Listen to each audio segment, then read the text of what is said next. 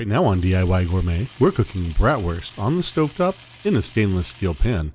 It starts by adding a bit of oil to a well preheated stainless steel pan. Once the oil is coated across the pan, then you can add the bratwurst in after the oil has had a few seconds to get hot, usually about 15 or 20. Once the bratwurst is laid down in the pan, you're going to make sure it gets a nice sear on one side before flipping it over, and that's usually about 4 to 5 minutes, depending on how cold or partially frozen the bratwurst might be.